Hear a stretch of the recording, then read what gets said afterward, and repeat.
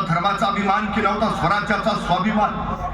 कचगेल यवनांच्या पुढे मराठा वीर व्याकुळला होता. अशाच वेळी घुमला एक विजेचा लोड सह्याद्रीच्या दऱ्याखोऱ्यात. आणि जे झोपले होते ते खडकन जागे झाले, जे जागे होते ते उभे झाले, जे उभे होते ते चालते झाले. चालणाऱ्यांच्या खांद्यावर भगवे निशाण आले. हे राज्य व्हावं ही स्त्रींची इच्छा दौडू लागली. मोहीम फत्तेच्या शर्ती उडवू लागली आणि सह्याद्रीच्या दऱ्याखोऱ्यामध्ये हर हर महादेवचा नादघोष निनादू लागला. आणि रायगडाच्या माथ्यावर 32 मणी रत्न जडित स्वर्ण सिंहासन उभा राहील. लोककल्याणकारी राज्य स्थापित झालं. जन्मल्यावर इथले आयुष्य सुरू होत नाहीत, मेल्यानंतरच इथले आयुष्य सुरू होतात असा अध्याय या मातेनं इतिहासाला घालवून दिला.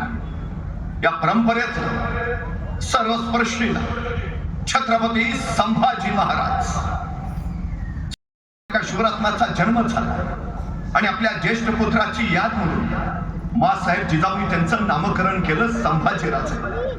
बघता बघता संभाजीराजांच्या बाललीलांनी सगळ्यांची मनं हरकू लागली. पण त्याच वेळी नियतीनं गलती केली. अवघं 2.25 वर्षाचं वय असताना संभाजीराजांच्या मातोश्री सईबाई महाराणी साहेबांचं निधन झालं. डोईवरनं मातृत्वाचं छत्र हरपलं. पिता शिवाजीराजे तर पाठीला मरण बांधून मुलूकभर दौड घेणारे. पित्याची छत्रछाया वाट्याला यावी कशी? अशा वेळी सामने आल्या जिजाऊ. अजून दुसरे शिवराय घडवायचं सामर्थ्य या जिजाऊत नक्कीच आहे संगत. आणि जिजाऊ नावाच्या चालत्या बोलत्या विद्यापीठामध्ये संभाजीराजांचं बालपण सावरलं गेलं. संभाजीराजे चालणं बोलणं शिकले. संभाजीराजे लिहिणं वाचणं शिकले. संभाजीराजे नाना कला नाना विद्या याच्यामध्ये पारंगत झाले. धर्मशास्त्र, अर्थशास्त्र, नीतिशास्त्र, समाजशास्त्र, राज्यशास्त्र याच्यामध्ये संभाजीराजे पारंगत झाले. 1 नाही 2 नाही 3 नाही 4 नाही 5 नाही 6 नाही 7 नाही 8 नाही 9 नाही 10 नाही 11 12 13 14 15 16 भाषा यायला लागल्या संभाजी महाराजांना. मराठी येते, हिंदी येते, उर्दू येते, कन्नड येते, तामिळ येते, हिब्रू येते, पाली येते, संस्कृत येते, पोर्तुगीज येते, फारसी येते, अरबी येते. एवढंच नव्हे तर महाराजांच्या राज्याभिषेकाला उपस्थित असलेला हेनरी ऑफ जेंडेल लिहितो, या छोट्या युवराजांनी शंभूराजांनी माझ्याशी इंग्रजीतून संवाद साधला. 350 वर्षापूर्वी शंभूराजांना इंग्रजी सुद्धा येते. या भाषा नुसता येतच नाहीये, या अनेक भाषातून संभाजी महाराजांनी काव्य रचना केली, ग्रंथ रचना केली. राजकारणाची चर्चा करणारा बुधभूषण, नखशिका, नायिका भेद तर अध्यात्माची चर्चा करणारा 7 शतक हे संभाजी महाराजांनी लिहिलेले ग्रंथ.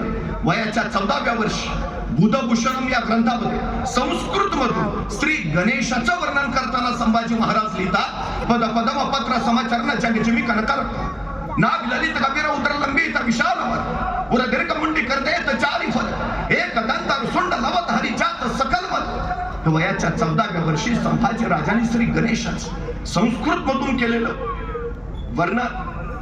बुद्धी अफाट होती, तिची झेप उत्तुंग होती. पण त्याच वेळी संभाजी महाराजांनी व्यायामाच्या आवड सुद्धा जोपासली.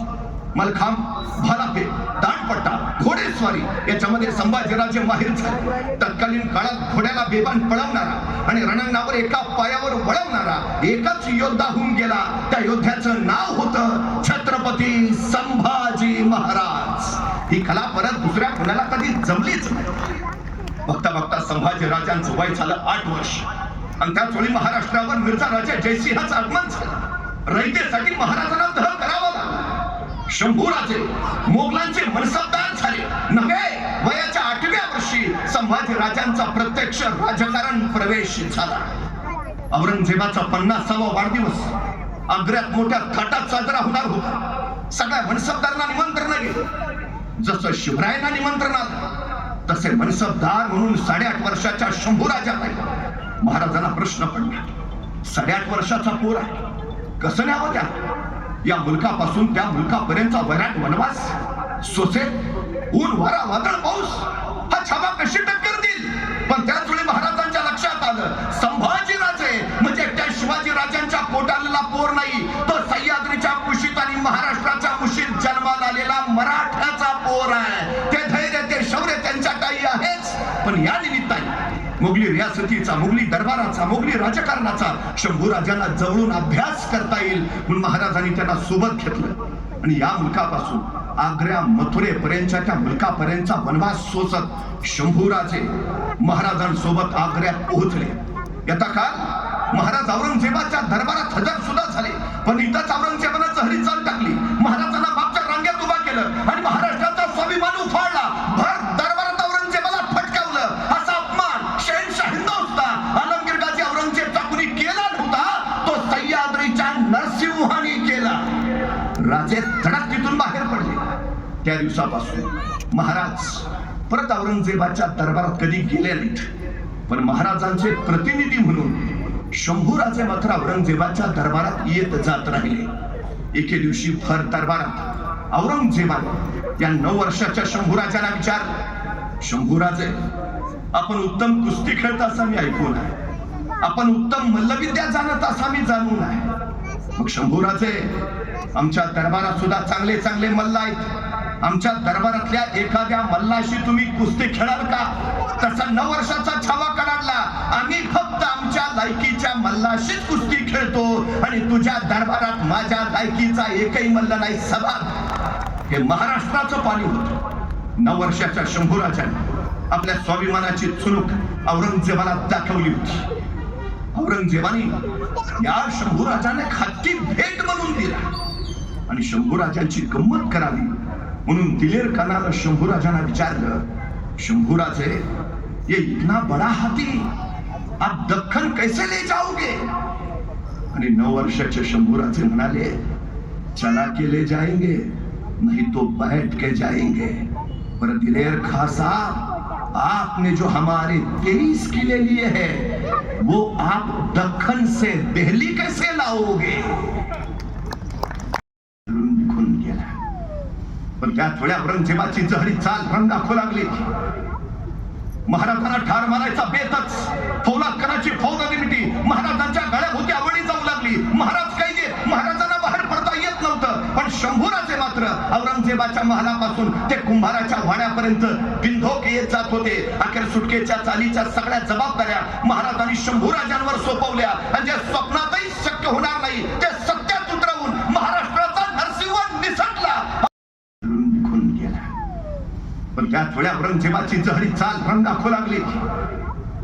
महाराजांना ठार मारायचा बेतच, फौलाद खानाची फौज निमित्ती महाराजांच्या गळ्याभोवती आवडी जाऊ लागली. महाराज काही दे, महाराजांना बाहेर पडता येत नव्हतं, पण शंभूराजे मात्र औरंगजेबाच्या महालापासून ते कुंभाराच्या वाड्यापर्यंत बिनधोक येत जात होते. अखेर सुटकेच्या चालीच्या सगळ्या जबाबदाऱ्या महाराजांनी शंभूराजांवर सोपवल्या आणि जे स्वप्नातही शक्य होणार नाही ते सत्यात उतरवून महाराष्ट्राचा नरसिंह निसटला. पण त्याच वेळी औरंगजेबाची जहरी चाल रंग दाखवू लागली. महाराजांना ठार मारायचा बेतच, फौलाद खानाची फौज निमित्ती महाराजांच्या गळ्याभोवती आवडी जाऊ लागली. महाराज काही दे, महाराजांना बाहेर पडता येत नव्हतं, पण शंभूराजे मात्र औरंगजेबाच्या महालापासून ते कुंभाराच्या वाड्यापर्यंत बिनधोक येत जात होते. अखेर सुटकेच्या चालीच्या सगळ्या जबाबदाऱ्या महाराजांनी शंभूराजांवर सोपवल्या आणि जे स्वप्नातही शक्य होणार नाही ते सत्यात उतरवून महाराष्ट्राचा नरसिंह निसटला. धर्माचा अभिमान की नव्हता स्वराज्याचा स्वाभिमान, कचगेली यवनांच्या पुढे मराठातील व्याकुळला होता. अशाच वेळी घुमला एक विजेचा लोड सह्याद्रीच्या दऱ्याखोऱ्यात आणि जे झोपले होते ते खडकन जागे झाले, जे जागे होते ते उभे झाले, जे उभे होते ते चालते झाले. चालणाऱ्यांच्या खांद्यावर भगवे निशाण आले. हे राज्य व्हावं ही श्रींची इच्छा दौडू लागली. मोहीम फत्तेच्या इष्टर्ती उडवू लागली आणि सह्याद्रीच्या दऱ्याखोऱ्यामध्ये हर हर महादेवचा नादघोष निनादू लागला आणि रायगडाच्या माथ्यावर 32 मणिरत्न जडित स्वर्ण सिंहासन उभा राहील. लोककल्याणकारी राज्य स्थापित झाले. जन्मल्यावर इथले आयुष्य सुरू होत नाहीत, मेल्यानंतरच इथले आयुष्य सुरू होतात असा अध्याय या मातेनं इतिहासाला घालवून गेला. या परंपरेत सर्वस्पर्शी छत्रपती संभाजी महाराज